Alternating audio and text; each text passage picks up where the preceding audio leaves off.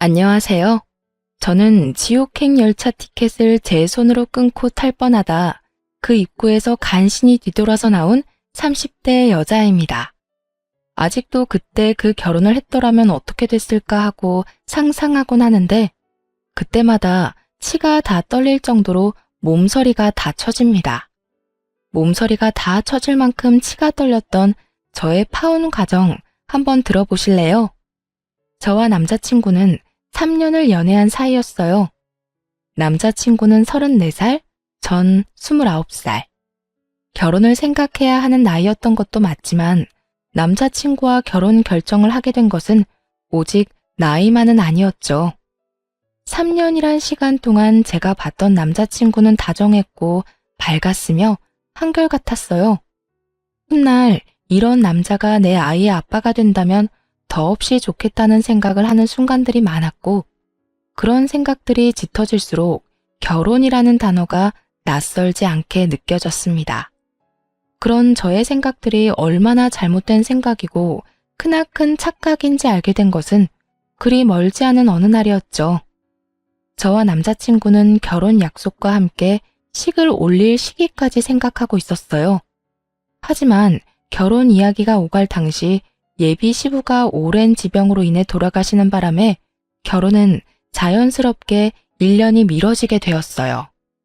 그렇게 시간이 흐르고 다시 결혼 이야기가 나오고 있었고 미뤄진 만큼 저흰 서두르기로 했죠.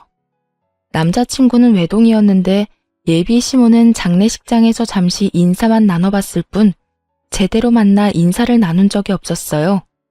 상견례를 하기 전 한번 뵙기는 해야 한다는 생각은 가지고 있었는데 그 기회는 생각보다 빨리 찾아왔습니다. 본격적인 결혼 이야기가 오가면서 진지하게 현실적인 부분에 대해 이야기를 나눴어요. 그간 두루뭉술하게 이야기를 나눈 적은 있었지만 이토록 하나부터 열까지 각 잡고 이야기를 나눠본 것은 처음이라 묘한 긴장감이 다 들더군요. 그렇게 시작된 이야기는 가장 중요한 집부터 시작됐어요. 자기랑 나랑 가진 돈으로 집은 어느 정도 해결되지 않을까? 물론 대출은 조금 껴야겠지만 이 정도 대출은 둘이 갚으면 금방일 것 같은데 어때? 괜찮긴 한데 사실은 우리 엄마가 신혼집으로 미리 마련한 집이 있다고 하시더라고. 자기만 괜찮다면 거기는 어때? 아, 정말? 집을 사서 오라는 것도 아니고 사두신 집이 있다는데 뭘 물어. 그냥 감사합니다 하고 들어가서 살면 되지. 그러면 내가 가정가구 마련하면 되지? 남는 돈은 어머니 드리든가 하자. 그러면 일단 집부터 좀 봐야겠네. 분위기도 좀 봐야 하고. 수리할 곳이나 인테리어 필요한 곳 있으면 미리미리 해야 하니까. 아무래도 그렇겠지. 그러면 내가 엄마한테 정확한 위치 물어볼게. 사실 나도 자세히 못 들어서 정확한 위치는 몰라서 말이야. 응. 그러면 저녁에 연락해줘. 그렇게 저흰 집은 미뤄두고 다른 이야기를 나누며 의견을 조율해갔고 생각보다 그 과정은 순조로웠어요. 결혼이 미뤄진 1년 동안 알게 모르게 나눴던 이야기들이 있어서도 그랬고 웬만한 부분은 모두 저에게 맞춰주려 남자친구가 노력한 덕분도 있었죠. 만족스러운 대화를 끝내고 집으로 돌아와 있으니 남자친구에게 연락이 왔고 돌아오는 주말에 예비 시모와 함께 집을 보러 가자더군요. 그렇게 약속된 주말이 왔고 만나기로 한 카페로 갔더니 오기로 한 남자친구는 보이지 않고 남자친구와 똑 닮은 예비 시모만 절 기다리고 있더군요. 어찌나 닮았는지 한 번도 본 적이 없던 예비 시모를 한눈에 알아봤고 예비 시모 역시 저를 사진으로 많이 봤던 터라 저를 보며 미소를 지어 보이더군요. 그렇게 저흰 헤매는 일 없이 서로를 마주하게 되었고 남자친구도 없이 예비 시모와 본격적인 인사를 나누게 되었어요. 그때 장례식장에서 보고 긴가민가 했는데 만나서 반갑네. 사진보다 실물이 훨씬 예쁘구나. 아니에요. 어머님이야말로 너무 아름다우신걸요? 어쩌면 이렇게 동안이세요? 저 깜짝 놀랐어요. 고마워. 아, 우리 아들은 회사에서 갑자기 연락이 와서 급히 나가더라고. 워낙 정신없이 나가길래 내가 너 만나면 이야기 전해줄 테니 여긴 신경 쓰지 말고 우선 급한 일이나 처리하라고 했어. 그러니 연락 안 줬다고 섭섭해하지 말고. 아, 그럼요. 그럴 수도 있죠. 이렇게 칭찬으로 말문에 포문을 연 저희는 분위기를 좋게 이어나가려고 했지만 이따금씩 찾아오는 정막은 어쩔 수 없더군요.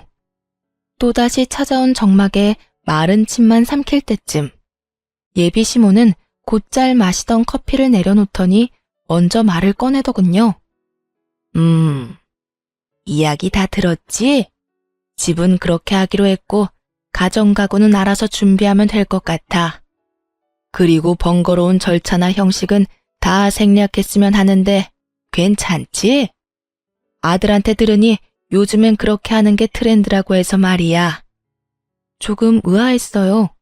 다 생략하는 게 좋겠다고 생각은 했지만 남자친구의 말론 아무래도 자신이 외동이라 엄마가 제대로 격식 차리고 싶어 할 수도 있다는 이야기를 들었던지라 그렇게 하는 것도 나쁘진 않겠다고 생각했거든요. 그런데 그런 예비 시모의 입에서 생략하자는 말이 나오니 의아할 수밖에요. 제가 의아함을 감추지 못하고 있으니 시모는 오해를 했는지 이런 말까지 하기 시작했어요. 아, 혹시 혼수가 부담스러우면 정말 최소한으로 꼭 필요한 것만 채워 넣어도 되니 너무 부담 가지지 마라. 살면서 필요한 게 있다 싶으면 내가 채워줄 테니. 아니에요. 저도 그간 모은 돈이 있어서 그 정도는 충분히 할 수 있어요. 마음만으로도 감사해요. 전 손사래까지 치며 아니라고 했고 예비 시모는 그런 저를 보며 인자한 미소를 보였어요. 그 후로도 많은 대화를 나눴고 전 생각보다는 예비 시모가 괜찮은 분 같다는 생각을 하며 신혼집으로 향하게 되었죠. 그런데 신혼집에 가까워지면 질수록 참 이상하더군요. 분명 남자친구와 제가 살게 될 신혼집으로 간다고 들었는데 예비 시모의 차는 남자친구의 집을 향해 달리고 있었으니까요. 이윽고 예비 시모의 차가 멈춰선 곳은 다름 아닌 익숙한 아파트의 지하 주차장이었어요. 제가 매번 남자친구를 기다렸던 아파트 입구였죠. 3,000세대가 넘는 아파트였는데 심지어 그 집과 같은 동에 살게 된다는 걸 깨달았을 땐 이게 무슨 상황인가 싶더군요. 일단 전 아무 말도 하지 않고 엘리베이터에 몸을 실었고 엘리베이터가 같은 층에 멈춰섰을 땐 당혹스러움을 감출 길이 없었습니다. 그런 제 표정을 본 시모는 걱정하지 말라는 말과 함께 이렇게 말하더라고요. 아, 무슨 생각하는 줄 알겠는데 같이 사는 건 아니니까 그런 걱정은 하지 마렴. 이렇게 말한 시모가 빙그르 웃으며 바로 옆집의 문을 여는데 솔직히 지금 뭐 하자는 건가 싶더라고요. 이건 거의 같은 집에 산다고 봐야 무방하지 않을까요? 같은 아파트, 같은 동인 것도 모자라 옆집이라는 사실을 정말 남자친구가 몰랐을까 하는 생각과 함께 이 난관을 어떻게 헤쳐나가야 하나 당황스럽기만 했죠. 사실 혼자 되신 지 1년밖에 되지 않는 예비 시모를 생각해 신혼집은 되도록이면 예비 시댁에서 가까운 곳에 마련하는 것도 괜찮겠다는 생각은 했었거든요. 하지만 그건 어디까지나 가까운 곳이지 이렇게 같이 살다시피 하는 곳은 전혀 아니었어요. 그렇게 정신을 차려보니 집 아니었고 도저히 표정 관리가 되지 않았던 저는 일단 화장실에 도망치다시피 들어와 버렸어요. 거울을 보니 제 표정이 정말 가관이더군요. 그 순간 배에서 익숙한 고통이 느껴지며 직감적으로 한 달에 한 번 걸리는 마법의 날이 시작됨을 알게 되었어요. 하필 가방은 거실에 두었고 얼른 가방에 넣어둔 위생용품을 찾기 위해 조용히 화장실 문을 열고 나갔죠. 거실 쪽 베란다에서 창밖을 바라보며 예비 시모가 통화를 하고 있더군요. 중요한 전화라 굳이 베란다에서 통화하나 보다 싶어 조용히 가방만 꺼내가려고 했는데 그 순간 아들이라는 단어를 듣고 저도 모르게 귀를 쫑긋 세우고 말았어요. 아들, 그렇지 않아도 집 보여주고 있어. 반응? 어쩌기는 뭘 어때? 내 생각대로 입이 찢어지게 좋아하고 있어. 뭐, 집도 넓고 좋으니 자기가 안 좋아하고 배겨? 아파트 단지로 들어서고 난 후 입이 찢어지게 좋아하기는커녕 미소 한 번 보인 적이 없었는데 어떤 모습을 보고 저딴 이야기를 전하는지 모르겠더군요. 그 이야기만으로도 충분히 어이가 없는데 더 어이없는 말들이 제 귀에 들리기 시작했어요. 애까지 게 시댁 옆이라고 싫어하면 어쩔 거야? 너희 결혼한다고 진작 소문 다 나지 않았니? 그래, 그러니까. 그렇게 소문 다 난 마당에 파혼이라도 해봐라. 누구 손해일 것 같아? 남자는 아무 문제 없어도 여자는 그렇지도 않아. 온갖 추잡한 소문은 다 끌어안고 살아야 할 텐데 자기가 결혼 안 하고 배기겠어? 아우, 그리고 아들, 넌 도대체 눈이 어디 달린 거니? 여자 보는 안목 좀 키울 순 없어? 이 엄마는 얼굴 보고 깜짝 놀랐다. 명색에 우리 집 며느리 된다는 애 꼴이 그게 뭐야 도대체? 생긴 거는 꼭 여우처럼 생겨서는 입고 온 옷, 손에 쥔 가방, 신고 있는 신발까지 뭐 하나 제대로 된 것이 없던데? 걔 어느 정도 사는 집 애는 맞아. 그런데 왜 그렇게 후줄근하게 다녀? 엄마 창피해서 혼났어. 놀라움의 연속이었지만 이 정도에서 끝이 났다면 제가 이곳에 사연을 보내는 일은 없었겠죠. 네, 예비 시모의 말은 이것이 끝이 아니었어요. 입이 제대로 풀린 시모는 가쁜 숨을 고르더니 또다시 한바탕 쏟아내기 시작하더군요. 네가 좋다고 하니 일단 결혼은 허락하는데 1, 2년 여기서 살다가 합가하겠다고 한 약속이 있지 마라. 그때 되면 내가 무슨 이유를 갖다 붙여서라도 합가시킬 거니. 저의 꼴을 보아하니 훗날 태어날 우리 손주 교육이나 제대로 시키겠나 싶어서 그래. 그것뿐이겠니? 우리 손주도 자기처럼 없어 보이게 입히고 키울 거 아니야. 내가 그 꼴을 어떻게 보니? 그러니 너도 그런 줄 알고 그때 가서 군말할 생각도 하지 마. 일단 네 말대로 맨몸으로 와도 아무 상관없다는 식으로 말도 흘렸고 분위기도 좋게 만들어놨으니 결혼해서 저 물건 꽉 잡고 산다는 약속이나 지켜. 아, 그리고 내가 어떤 시집살이를 시키든 상관하지 않겠다는 약속도 잊지 마려무나. 그 약속 믿고 결혼 허락한 거니까. 휘몰아치는 말들을 들으며 전 어찌해야 할 바를 몰랐고 정신을 차려보니 예비 시모와 헤어지고 저의 집 제 방이더군요. 전 이해가 되지 않았어요. 제가 무슨 잘못을 했다고 저를 그리 미워하는 건지. 아니, 애초에 장례식장에서의 그 짧은 만남을 제외하곤 인사한 건 오늘이 처음이었는데 제 모든 것이 싫다고 할 만큼 미움받을 틈이 있었나 싶더군요. 전 곱씹고 또 곱씹어도 저에겐 어떤 잘못도 없었고 생각하고 또 생각해도 이건 아니라는 생각이 강하게 들었어요. 그렇게 한참을 생각에 잠겨 있는데 엄마가 조심스럽게 제 방으로 들어오더라고요. 걱정이 가득한 표정의 엄마. 당연했어요. 집을 보고 오겠다며 신나서 나간 딸이 넋이 나간 것도 모자라 잔뜩 굳은 표정으로 돌아왔으니 말이에요. 딸, 오늘 집 보고 온다더니 무슨 일이 있었던 거야? 아무리 남자친구와 제가 하는 파혼이라 할지라도 혼자 할 결정은 아니라는 생각이 들었던 저는 제가 듣고 본 모든 사실을 엄마에게 말해주었고 제 말을 다 들은 엄마는 격분하기 시작했어요. 아니 뭐 그런 집구석이 다 있어? 어떻게 된 집구석이면 결혼을 하기도 전에 남의 집 귀한 딸을 합가시킬 계획까지 세우고 있냐고. 뭐? 시집살이? 자기가 뭔데 내 딸한테 시집살이를 시켜? 그니까 나도 깜짝 놀랐어. 카페에서 이야기 나눌 때까지만 해도 전혀 그런 사람이 아니었거든? 그런데 남자친구랑 통화하면서 그런 말을 하는데 순간적이지만 같은 사람이 맞나 하는 생각까지 들었어. 그 애미의 그 아들이란 말이 이런 경우에 쓰는 말인가 보다. 자기 엄마가 그런 생각을 하면 뜯어말릴 생각을 해야지. 한 가정의 가장이 되겠다는 놈이 좋아서 같이 짝짝꿍하는 꼴이라니. 너 이 결혼 안 할 거지? 아무리 생각해도 아닌 것 같아. 그래, 이혼보단 파혼이야. 요즘 세상의 파혼은 흠도 아니야. 동거하다 찢어지는 사람들도 수두룩인 세상에 파혼이 무슨 흠이나 되겠어? 알고 있어. 그런 걱정은 하지도 않았고. 그래. 아휴, 파혼할 때 하더라도 상견례 자리는 마련해.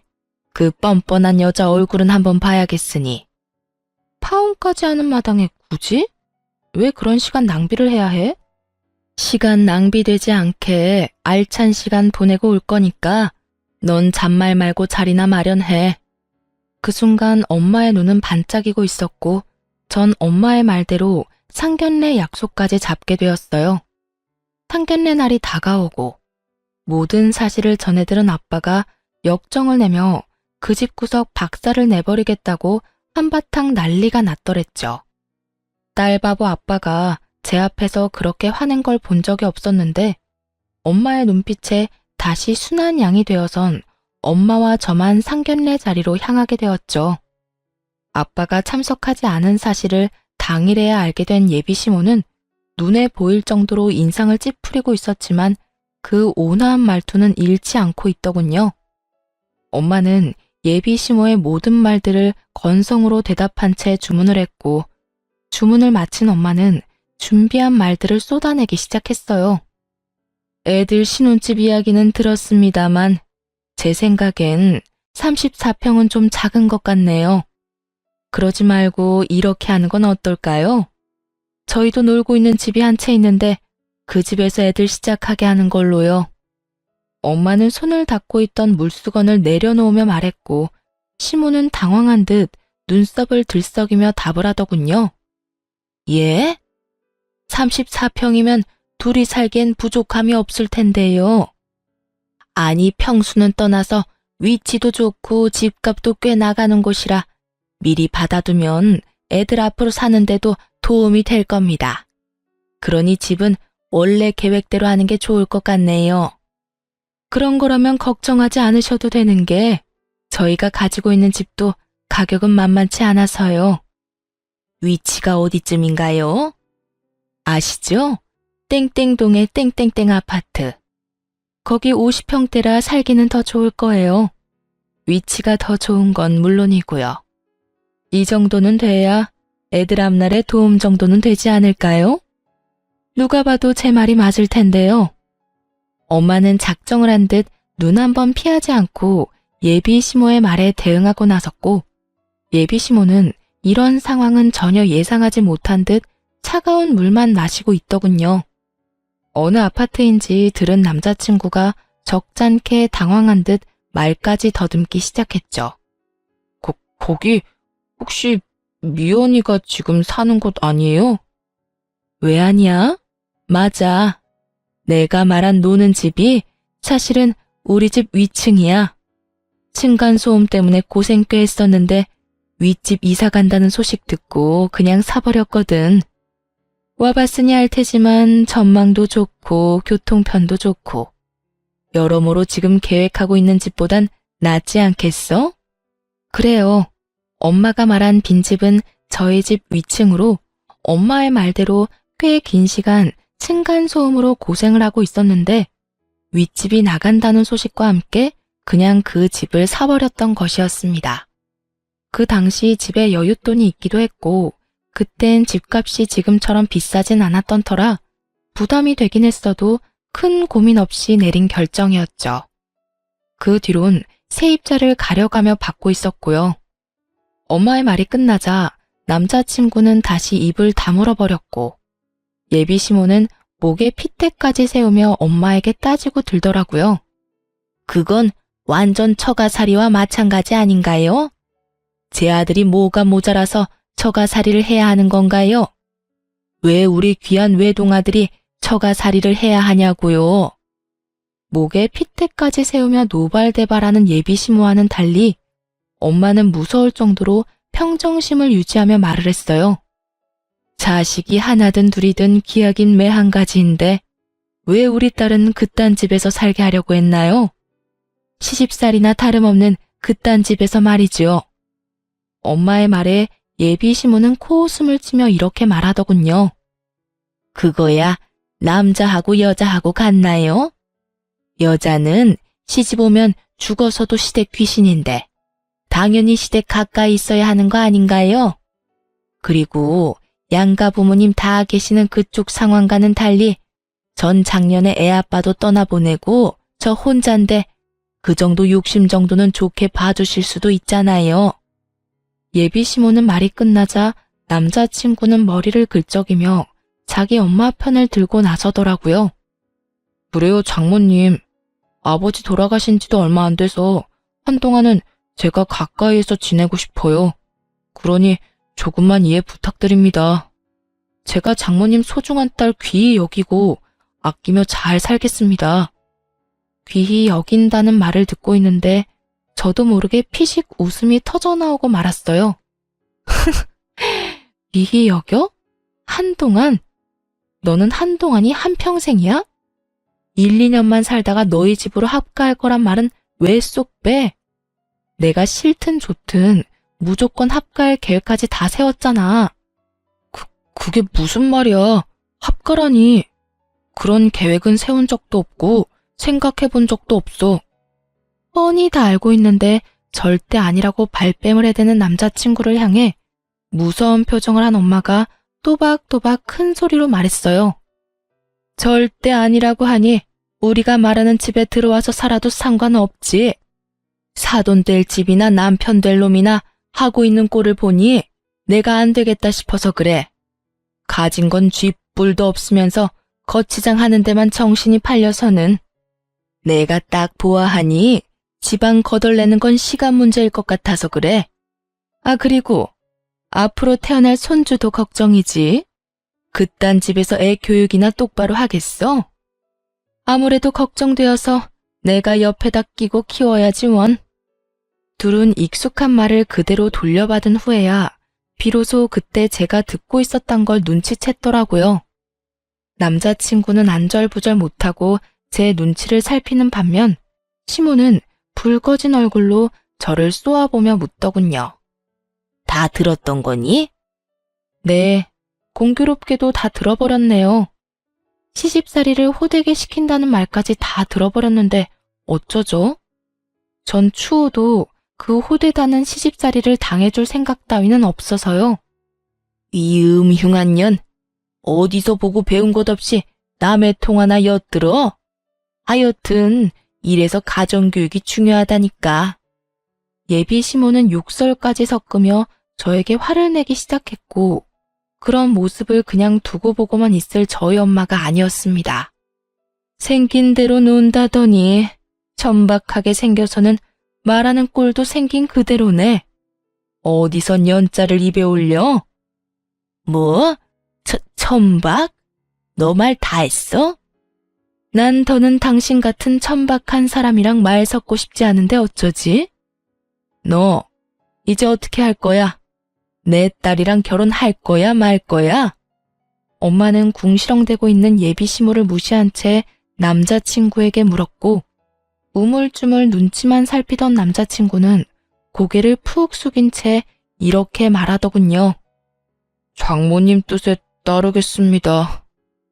예상치 못한 답변에 예비 시모와 저는 놀라 남자친구를 바라보고 있는데 엄마는 이런 답을 예상했다는 듯 피식하고 웃어버리시더라고요. 놀란 것도 잠시 예비 시모는 남자친구를 붙잡고 닥달하기 시작했고 남자친구는 여전히 고개조차 들지 못하고 있었어요. 네가 어떻게 그런 결정을 내릴 수가 있어? 네가 어떻게 나한테 이럴 수가 있냐고? 그러면 어떻게 해? 엄마한테 미안하지만 나 미연이 정말 많이 사랑한다는 말이야. 이 결혼 꼭 하고 싶어. 그러니까 엄마가 이해 좀 해줘. 미안해. 상황은 흥미롭게 흘러갔고 엄마는 여전히 얼굴에 미소를 띠며 저에게 결정권을 넘겨주더군요. 미연아, 이제 네가 결정해. 네 남자친구는 자기 엄마를 등지는 한이 있어도 너랑 결혼은 하겠다는데 넌 어떻게 하고 싶어? 그제야 엄마의 알찬 시간을 보내게 해주겠다는 말이 이해가 되며 제 얼굴에도 미소가 걸리더군요. 전 엄마와 마찬가지로 얼굴에 미소를 띠며 주저없이 대답했어요. 파혼하고 싶어. 난 저 인간이랑 결혼할 생각 전혀 없어. 내가 미쳤어? 지옥길이 분명한데. 알면서도 발을 담그게? 진심이었습니다. 그 당시 두 얼굴을 가진 예비 시모도 싫었지만 사실 제일 괘씸한 건 남자친구였거든요. 모든 사실을 알고도 나를 속이고 결혼하려던 남자친구는 도저히 용서도 되지 않을 뿐더러 한 번 한 거짓말이 두 번, 세 번은 못하겠냐고요. 시집살이 시키려는 시모와 온갖 거짓말로 엄마 편만 들여는 남편의 모습이 뻔히 그려지는데 제 앞날을 알고도 파혼을 선택하지 않을 이유는 없더라고요. 자기야, 파혼이라니. 우리 3년이나 만났어. 그런데 이제 와서 이런 일로 무슨 파혼이야? 내가 자기 뜻대로 다 한다니까. 그러니까 제발 마음 한 번만 돌려줘. 야, 돌리긴 뭘 돌려? 이딴 년 나도 싫다. 감히 어디서 네가 뭔데 내 아들한테 파혼을 운운해? 내가 뭐긴 뭐예요? 이 파혼의 당사자죠. 그러니까 아줌마보단 내가 파혼을 입에 올리는 게 좀 더 당연한 일이 아닐까요? 그리고 아줌마, 나도 싫어요. 나도 아줌마같이 몰상식한 사람이 내 시어머님이 되는 거 죽기보다 끔찍하다고요. 뭐? 아줌마? 끔찍해? 너 지금 말 다 했니? 다 하진 않았는데 그만하려고요. 더 해봤자 뭐하나 싶고 더 해봤자 내 입만 아픈 일 아니겠어요? 인연이? 이윽고 흥분이 최고조에 다다른 예비시모는 제 얼굴에 물을 부어버리더군요. 차가운 물이 제 얼굴을 적시고 물이 한 방울씩 뚝뚝 떨어지던 그때 이때껏 단 한 번의 흥분도 하지 않고 평정심을 유지하던 엄마가 그 자리에서 벌떡 일어나 똑같이 물을 끼얹으며 소리를 질렀어요. 이 미친 여자가 기어코 내 딸한테? 이 여자가 어딜 감히? 너 미쳤어? 미친 건 너지. 어디 내 딸한테 물을 끼얹어 물을. 내가 생각 같아선 오물이라도 끼얹고 싶은데 화장실이 멀어서 참는 줄 알아. 엄마는 제 손을 잡은 채 그 자리를 박차고 나와버렸고 전 그렇게 파혼을 하게 되었습니다. 그 뒤로 남자친구였던 인간에게서 가끔 자니? 라는 소름 끼치는 연락이 오곤 했지만 그 연락이 2번이 넘어갈 무렵 차단을 함으로써 연락은 오지 않았죠. 그 대신 그놈이 집으로 찾아오기 시작하더라고요. 대꾸도 하지 않으면 찾아오지 않겠거니 했는데 끈질긴 전 남자친구 놈은 하루 이틀도 아닌 일주일을 찾아오더군요. 그쯤 되자 지긋지긋한 것을 넘어 미칠 지경이더라고요. 1초도 마주하고 싶지 않은 인간이 하루 중 제일 기쁜 저의 퇴근길을 망치고 있었으니까요. 일주일을 넘기던 날, 전 이대로는 안 된다는 생각이 들었고, 제 팔을 붙잡고 매달리는 전 남자친구를 마지막으로 상대해 주기로 결심했죠. 할 말 있으면 빨리 해. 나 피곤하니까. 미연아, 드디어 내가 보이는 거야? 나한테 다시 기회 주는 거야? 기회를 주는 게 아니라 다신 찾아오지 말라고 마지막으로 들어주는 거야. 그러니 할 말 있으면 빨리 해. 미연아, 우리 정말 이렇게 헤어질 거야? 정말 이대로 끝낼 거야? 그러니까 제발 찾아오지 마. 부탁이야. 그 순간 갑자기 무릎까지 꿇고 애걸복걸하며 지저분하게 굴더라고요. 그래서 저는 당장 그 사람 엄마에게 전화를 걸었어요. 어머, 네가 웬일이니? 나한테 전화를 다 하고. 행여나 잘못했다고 빌 생각이면 하지 말거라. 네가 이제 와서 울고불고 빈다 해도 난 너 받아줄 생각 없다. 저도 그럴 생각은 없고요. 얼른 와서 그 잘난 아들 좀 데리고 가세요. 어딘지는 알죠? 일주일을 넘게 와서 무릎까지 꿇고 울고불고 비는데 정말 미칠 지경이라고요. 저의 말에 전화를 끊어버리고는 정말 비행기라도 타고 온 것인지 순식간에 모습을 드러내더군요. 너 당장 못 일어나? 이게 도대체 무슨 꼴이야? 네가 뭐가 부족해서 이딴 애한테 무릎까지 꿇어? 무슨 소리를 하든 전 남자친구는 미동도 없이 앉아 있었고 이윽고 아줌마의 비난은 저를 향하고 있었어요. 네 년 때문이야. 내 아들이 이렇게 망가진 건 다 네 년 때문이라고. 제가 정말 단 하나도 이해가 되지 않아서 그러는데 왜 이 모든 게 내 탓이 되는 걸까요? 내가 이 사람 불렀어요? 내가 이 사람 강제로 무릎이라도 꿇렸어요? 난요, 연락 받는 것도 싫어서 차단까지 했는데 직접 그것도 일주일씩이나 찾아와서 구질구질하게 매달린 건 이 사람이라고요. 인연이 오늘 너 죽고 나 죽자. 내가 너 오늘 가만 안 둘 거야. 온갖 고상이란 고상은 다 떨어대던 전 예비시모는 고함을 지르며 제 머리채를 휘어져 봤고 파혼도 했겠다. 더는 참고 있을 필요가 없었던 저 역시 인정사정 없이 그 머리채를 잡아버렸어요. 개판도 그런 개판이 없었죠. 딸뻘 되는 제 머리채를 잡은 아줌마나 엄마뻘 되는 아줌마의 머리채를 잡은 저나 남들이 보기엔 독인 개긴인 상황이었습니다. 몸으로 번져버린 저희의 싸움에 전 남자친구가 일어나 말려봤지만 흥분한 두 여자를 뜯어내기엔 역부족이었고 계속된 싸움에 결국 집에 있던 엄마까지 뛰어나오게 되었어요. 엄마의 목소리가 들리자 저는 그 아줌마의 손을 확 꺾어버리며 바닥으로 밀쳐버렸어요. 그 순간 엄마가 고이 들고 온 양동이를 두 사람에게 붓고는 이렇게 말했어요. 내가 경고했지? 오물을 뿌리고 싶은 걸 겨우 참고 있었다고. 그 양동이는 저희 집 강아지가 싼 소변 패드를 푹 담아놓은 오물이었어요. 엄마는 결국 바라던 대로 오물을 두 사람에게 끼얹어 버렸고 오물을 뒤집어 쓰게 된 두 사람은 고함을 지르더군요. 이게 뭐야? 엄마, 이거 오줌 찌른 애 아니야? 왜 아니야? 이 여자가 진짜 미쳤나? 왜 사람한테 오줌물을 뿌려? 두 사람의 표정과는 상반되게 엄마는 승리에 취한 표정을 짓고 있었고 제 손을 꽉 잡으며 이렇게 말하더군요. 그러게, 왜 찾아와서 이 난리야? 내 딸이 싫다는 말 못 들었어? 내 딸이 우스워? 네 딸이 얼마나 질질 흘리고 다녔으면 내 아들이 이랬겠어. 앞으로 딸 관리 좀 잘하란 말이야. 이런 일 없게. 이 무슨 억지스러운 말인지 모르겠더군요.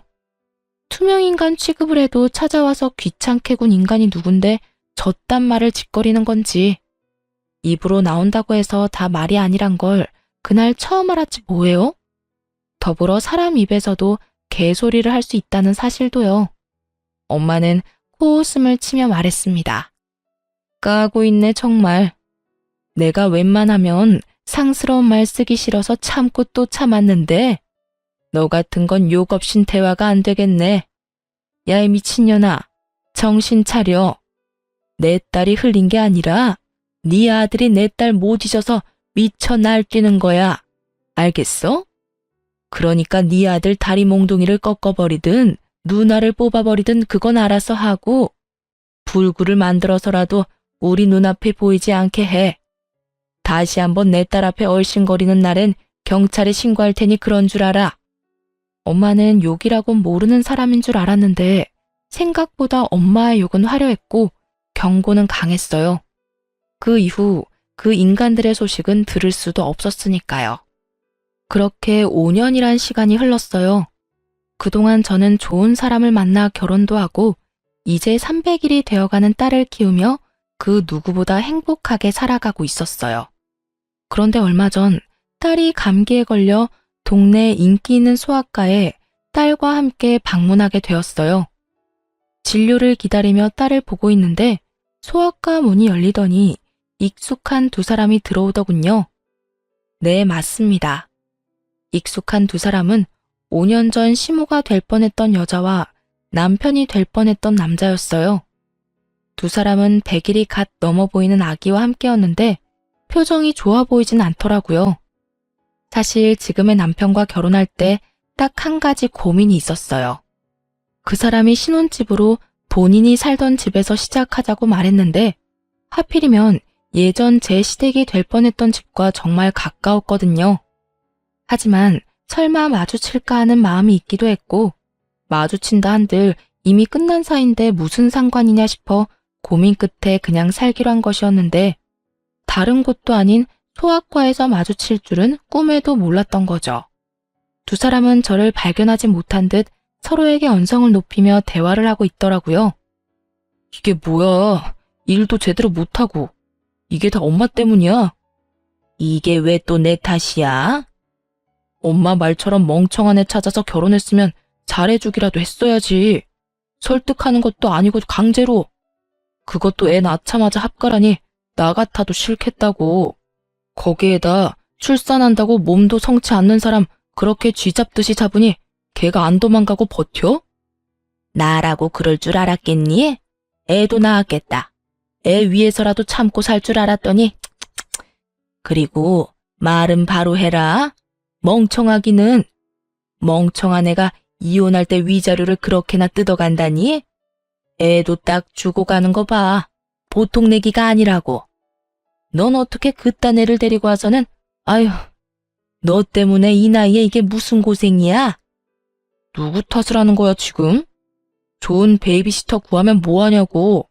들어오는 족족 엄마가 구박을 그리 해대는데 누가 버텨? 이제 소문 쫙 나서 웬만큼 돈 올려준다고 해도 안 온다고 하더라. 어떻게 할 거야? 이야기를 들어보니 어디서 머릿속이 새하얀 여자를 낳까 결혼도 하고 아기까지 낳았지만 아기를 출산함과 동시에 애까지 낳았는데 자기가 어쩌겠냐는 무지한 생각을 했던 아줌마가 예전 저에게 하려고 한 것처럼 합가를 반강제로 밀어붙인 거였죠. 산후조리도 제대로 하지 않은 여자에게 모진 시집살이를 시켰고 그걸 견디지 못한 여자는 자식이고 뭐고 이혼 소송으로 위자료만 잔뜩 챙겨갔다더군요. 오죽했으면 자기 배 아파서 낳은 생떼 같은 자식을 버리고 도망갔을까 하는 생각도 들더라고요. 제가 보기엔 누구 하나 잘난 사람이 없는데 뭘 그리 따지는 것인지 이해가 되지 않기도 했고요. 병원 안에서 조용히 대화를 엿듣는 다른 엄마들도 같은 생각인지 저마다 곱지 않은 눈초리로 두 사람을 훑고 있더라고요. 그렇게 주변의 시선 따윈 신경 쓰지 않고 열심히 열을 올리며 서로의 탓으로 돌리던 순간 전 남자친구의 눈과 딱 마주쳐버렸고 피하기엔 늦은 상황이 되어버렸습니다. 꼴에 결혼은 했나 보네. 쟤 하고 있는 꼴을 봐라. 너 그때 엄마 버리고 쟤하고 결혼해서 봐라. 네가 지금 어떤 꼴로 살고 있을지 안 봐도 뻔해. 예전엔 저 정도는 아니었는데 좀 그렇긴 하네. 그땐 네 눈에 콩깍지가 씌었었고 거봐, 엄마 말 듣기 잘했지? 꼴값이지도 않더라고요. 자식 아파 소아과 가는데 집에 있는 비싼 옷 갖춰 입고 가는 게 더 웃긴 거 아닌가요? 그리고 저요, 꼴이라고 불릴 만큼 허름한 행색도 아니었어요. 그저 이름난 브랜드 옷이 아닌 예전부터 그러했듯 품질 좋고 가격도 착한 그런 옷을 입고 있었어요. 보기에 싸구려 같은 옷도 아니었고요. 거기에다 상견례를 할 당시 꼴 같지도 않게 온몸에 명품을 휘두르며 자랑질하던 그쪽 집보다 낭비하지 않고 지내는 저희 집이 재산으로 보나 뭐로 보나 잘 산다는 것을 알았을 텐데 누가 누구 보고 꼴을 운운하는 것인지 이해가 되지 않더라고요. 또 한편으로는 참 여전하다는 생각도 들었고요. 아무것도 묻지도 따지지도 않고 저를 미워하던 늙은 여자나 그런 엄마도 부모라고 좋다고 쿵짝 맞춰주던 저놈이나 말이에요. 이런 저의 마음을 아는지 모르는지 한참을 제 귀에 다들리게 쑥덕대던 두 사람은 본인들의 차례가 되었는지 진료실로 들어가고 전 예약을 하지 않고 갔던 터라 두 사람보다 더 늦게 진료를 보고 병원을 나서게 되었어요. 딸의 감기가 심하지는 않다는 말을 듣고 보다 가벼운 발걸음으로 병원 나서는데 글쎄 그 두 인간이 병원 입구에 서성이고 있는 것이 아니겠어요? 제가 진료를 보기 한참 전에 진료를 다 보고 나가는 것을 봤는데 이때껏 그 앞을 서성이고 있다니. 정말 뭐 하는 인간들인가 싶더군요. 뭐 반가운 얼굴이라고 굳이 얼굴을 내비치나 싶기도 하고요. 두 사람은 저의 예상대로 저를 기다린 것이 맞는 듯 눈을 반짝이며 오더군요. 그리곤 아직 하고 싶은 말이 남았는지 쉬지 않고 제 험담을 하기 시작했어요. 쟤 어떤 집에 시집 갔는지 뻔하다 뻔해. 보나마나 별 볼 일 없는 집에 시집 갔겠지. 제 성격도 성격이지만 그 정신 나간 여편네 고약한 성격에 어디 제정신 박힌 남자가 장가 왔겠어? 어디 멍청한 놈 하나 물어서 결혼했을 거야. 하긴 제 사귈 때도 성깔 보통 아니었어. 그나저나 같은 남자로서 제 남편 불쌍하네. 어쩌다 저런 애랑 결혼해서 애까지 낳았으니 이제 끝이지 뭐. 한평생 마누라 눈치도 모자라서 처가 눈치나 보고 살겠네. 넌 그런 애랑 결혼한다고 그 난리를 부린 거니? 엄마까지 버린다고 하면서? 에이, 엄마. 그래서 결국 안 하고 엄마 곁으로 왔잖아. 지난 일은 묻어두자고요. 어찌되었든 내 옆에 제가 없다는 것만 기억하자고. 그래. 그때 파혼한 게 정말 천만다행이야. 정말 웃기지 않나요? 나이도 먹을 만큼 먹은 사람들이 그렇게나 할 짓이 없는 것인지, 이제 와서 저래봤자 뭐가 남는다고 저딴 짓거리나 하는 것인지, 하긴 저딴 인간들이니 애까지 낳은 여자가 도망까지 가지 않았겠어요? 거기에다 자신들이 한 일은 생각지도 않고 입에서 나오는 대로 짓거려대는 모습들이 점점 제 신경에 거슬리고 있던 참이었죠. 더러워서 피하려고 했던 저의 인내심이 바닥나며 한마디 해야 하나 말아야 하나 망설이던 순간 익숙한 자태를 뽐내는 외제차가 급하게 멈춰서더군요. 여보! 저의 입에선 여보라는 말이 흘러나왔고 차에서 내린 말끔한 차림의 남편이 저에게 허겁지겁 달려왔어요. 여보, 당신 진짜 이럴 거야? 저의 남편인 걸 확인한 지금 저는 보았어요. 두 사람의 입이 정말 거짓말 하나 보태지 않고 쩍 벌어지는 모습을요. 어느새 차에서 내린 남편은 걱정스러운 눈빛으로 제 앞에 서 있었고 저는 출근한 사람이 여기 왜 있나 싶었어요. 응? 내가 뭘? 무슨 일 있어? 여긴 어떻게 왔어? 무슨 일 있지?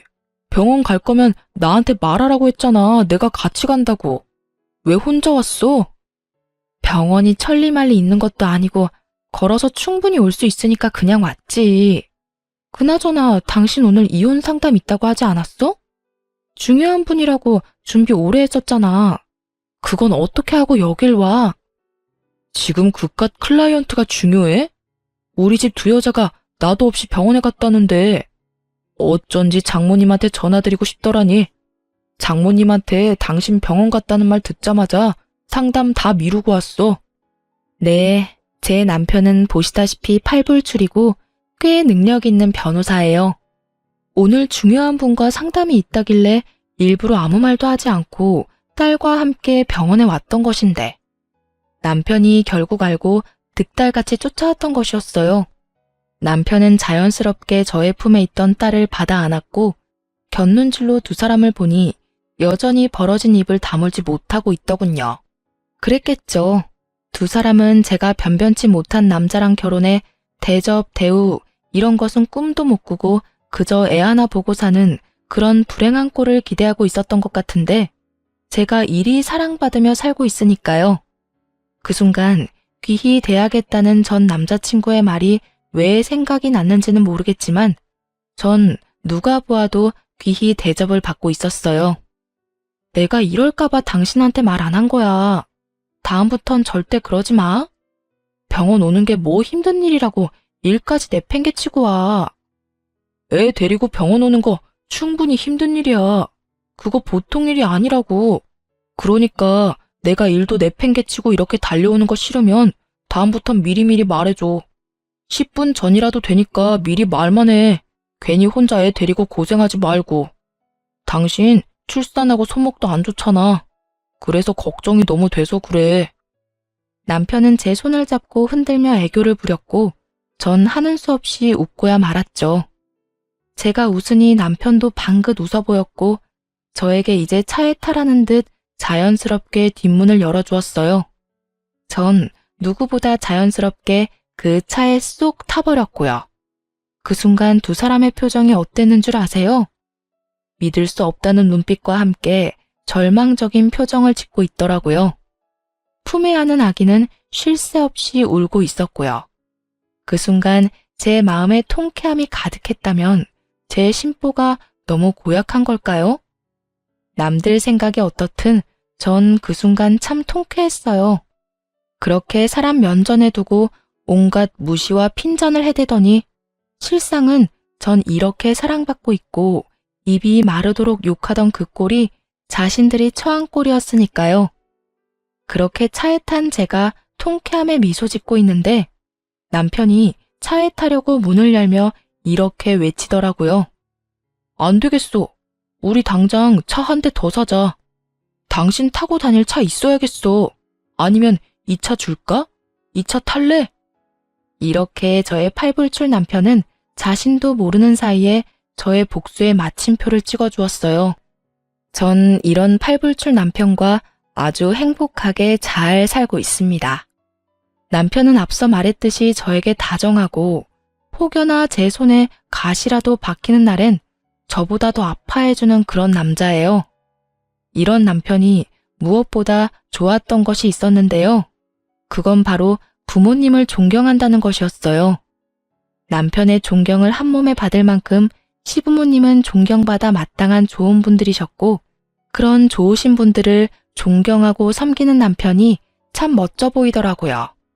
그래서 저도 제 시부모님들을 존경하고 잘 섬기며 살아가고 있어요.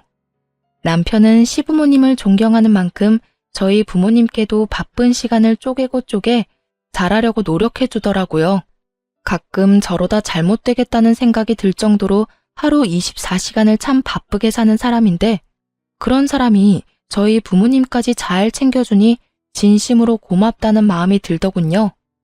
저야말로 정말 똥차 가고 나면 벤츠 온다는 바람직한 예가 아닐까 싶네요. 근래엔 1년에 한 번씩은 시부모님과 친정 부모님을 모시고 여행을 다니곤 하는데 이 행복이 영원했으면 좋겠다라는 생각이 들 정도로 행복해요. 혹시나 저처럼 결혼을 앞두고 이건 아니라는 생각으로 결혼을 망설이고 계신 분들께 말씀드리고 싶어요. 모든 사람이 나와 퍼즐 맞추듯 맞춰질 순 없더라도 최소한 나와 맞춰지려고 노력은 해야 답이 있지 않겠어요? 전 도저히 맞춰지지 않는 사람이 시어머니가 될 뻔했던 사람이고 그렇기에 파혼을 하고 지금껏 이 선택을 후회하지 않습니다. 해볼 때까지 해봐야 후회가 없다는 말도 있던데 그 말도 틀린 말도 아니죠. 하지만 저처럼 굳이 구렁텅이란 걸 뻔히 알면서 내 발 더럽혀가면서까지 그 구렁텅이에 발을 담가볼 필요가 있을까요? 선택은 그 갈림길에 서 있는 분들의 몫이겠지만 저로서는 고개가 내저어지네요. 하여튼 모든 분들이 현명한 선택을 하시길 바라며 저의 긴 사연 들어주신 모든 분 감사합니다. 좋은 하루 되세요.